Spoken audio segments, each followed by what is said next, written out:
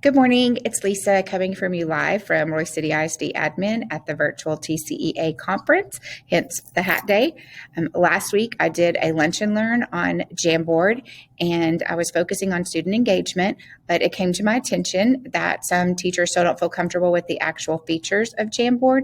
So I'm going to do a series of short video clips showing you some of the features. And today, we're going to do the pin feature.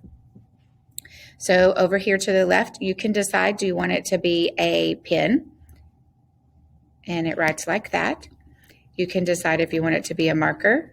It's a little bit thicker. You can decide if you want it to be a highlighter, so different color, and if you want it to be a paintbrush. You can decide the color, not a huge variety of colors, but enough that you can do things different.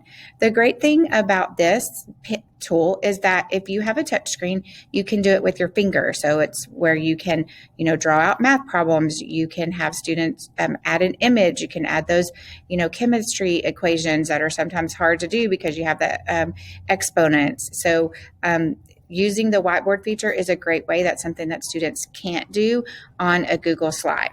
When you want them to erase, this is an erase feature, so you can simply erase. If you want a new slide, so you showed problems, you simply go and this is where you see these are actually called frames in Google Jamboard, and you can add more frames here.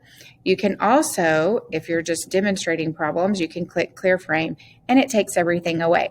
So those are the writing features that you have that you can use with your finger. And next week, we'll go on to some new features. So have a great weekend.